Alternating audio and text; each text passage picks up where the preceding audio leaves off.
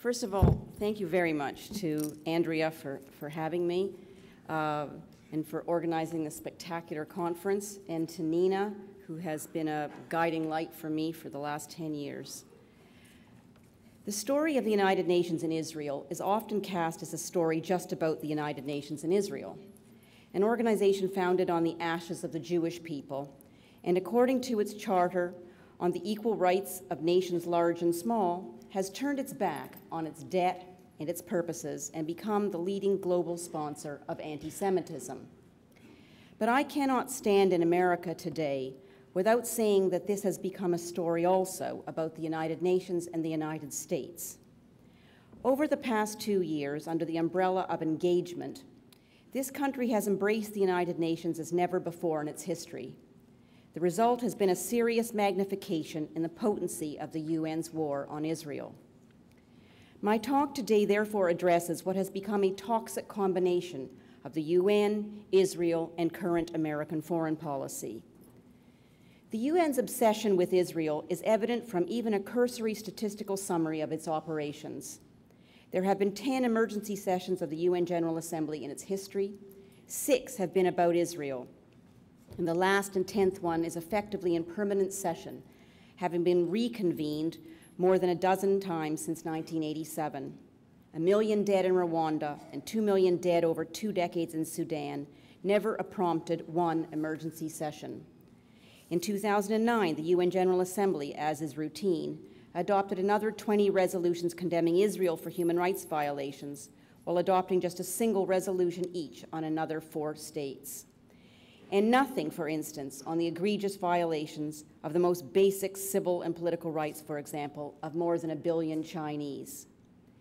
There is only one whole UN Secretariat division devoted to a single group of people, the UN Division for Palestinian Rights.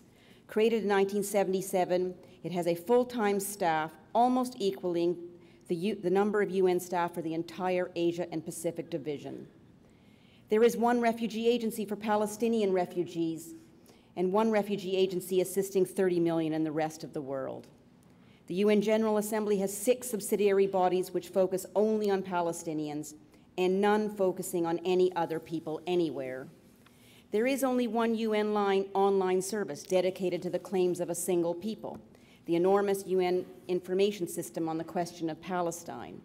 It transmits reports, resolutions, speeches, publications, and press releases on a daily basis around the world. Member states are divided into 5 regional groups, key vehicles for negotiating resolutions, obtaining important information, and sharing strategies. Only one UN member state is not permitted to become a full member of any regional group, Israel. The UN Human Rights Council has a standing agenda of 10 items. 1 is reserved specifically for condemning Israel, and 1 is for all other 191 UN states, should anybody consider them to be, quote, human rights situations that require the Council's attention. The Council has had 15 regular sessions on human rights issues everywhere, and 6 special sessions to condemn Israel alone. The Council has had only 1 urgent debate on human rights anywhere, and it was dedicated to alleged human rights violations by Israel. The Council has adopted more resolutions and decisions condemning Israel than all other 191 UN states combined. By comparison, countries like Iran, Syria, Zimbabwe, and Libya have never been the subject of a single resolution. The Council currently sponsors 3 investigative bodies on Israel alone, while 184 have nothing at all, 184 countries, despite the billions affected by Saudi Arabia's gender apartheid, Egypt's systematic torture, and Russia's predilection permanently to silence human rights defenders. In fact, in the last 4 years, the Council has deliberately ended investigations on Cuba, Belarus, Democratic Republic of the Congo, Liberia, Kyrgyzstan, Uzbekistan, Iran, Turkmenistan, and Guinea. In addition to this staggering array of discrimination and double standards applied only to Israel, the old-fashioned kind of anti-Semitism is never far from the surface. In June 2010, the Human Rights Council's 14th session, the Syrian representative made the following public statement: Israel is a state that is built on hatred, let me quote a song that a group of children on a school bus in Israel sing merrily as they go to school, and I quote, "With my teeth I will rip your flesh, with my mouth I will suck your blood," end of quote. To which the president of the council responded with the usual "thank you" before giving the microphone to the next speaker. Into this context stepped President Obama. In one of his very first policy moves, the president decided to reverse the previous administration's policy, join the Human Rights Council, and send American taxpayer dollars its way. On October the 1st, the council concluded its 15th session and 1 year of American engagement. Looking more closely into the last 4 weeks gives us an important window into the phenomenon of lethal politics, who is at fault and what can be done about it. Events at the Council are uniquely important for 2 reasons. For one, the Council is the UN's lead human rights body, and human rights are the most powerful political currency of our time. The label of human rights victim is a much sought-after status symbol, especially for human rights abusing states looking to divert attention from their own backyards.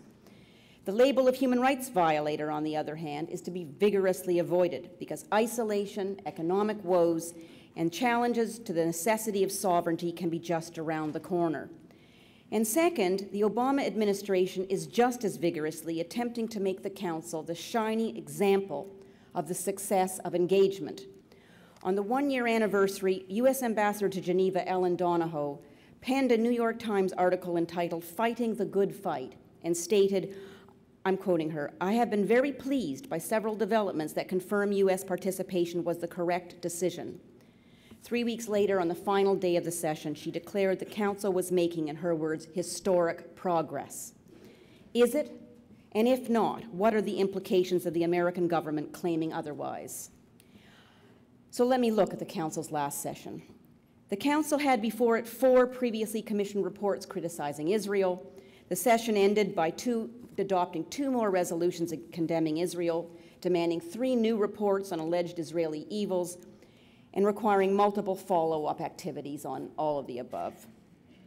These reports have had one overarching purpose: to undermine Israel's right of self-defense. Currently, they take the form of an ongoing challenge to the 2009 Gaza war and to the May flotilla episode. Report number 1 is focused on keeping alive the odious UN-sponsored Goldstone report, the 2009 blood libel that alleges the Gaza war was not self-defense, but a deliberate move by Israel to murder Palestinian civilians. Follow-up of the Goldstone report has been handed to a committee headed by German lawyer Christian Tomaschat, a man who should go down in the same annals as Goldstone, who has also, before he took the job, provided legal advice to Yasser Arafat's PLO. The Tomaschat Committee has now produced a report which never once mentions the word Hamas. It claims the de facto, and I'm quoting it, de facto Gaza authorities have made a series of declarations of respect for human rights and decides it is reasonable to limit their consideration of events to on or after December 2009.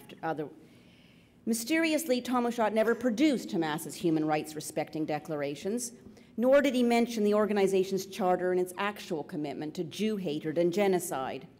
Instead, he decided that almost a decade of Hamas rocket attacks in pursuit of such goals were outside his jurisdiction, which was apparently to examine a war Israel launched in a vacuum.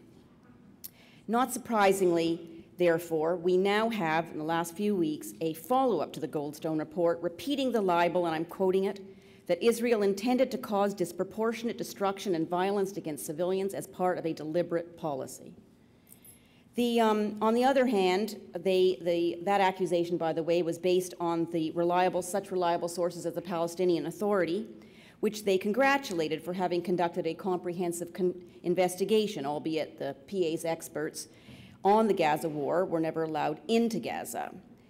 Hamas also produced a report on the Gaza war declaring their innocence and finding there was no credible testimony to support the charge that Palestinian armed groups had intentionally targeted Israeli civilians, etc. To which the UN's international law experts had this astounding response: the committee is not in a position to ascertain the veracity of any of these assertions. The delighted Human Rights Council rewarded the committee with a job renewal, a request for another report, and a demand that the UN system open its coffers to provide its members with all administrative, technical, and logistical assistance they would require to fulfill their mandate in the future. The threat to which the Goldstone-Tomoshot tag team poses goes much farther, though. The report is intended to serve as a how-to manual for advocates challenging anti-terrorism actions more generally. It claims that international humanitarian law is no longer good enough because, and I'm quoting it, its overriding concern is not to protect the rights and freedoms of individuals, but instead, first to balance the lawful use of force with the protection of individuals. These armchair generals forgot that the lawful use of force is lawful precisely because it is used to protect real people from real enemies.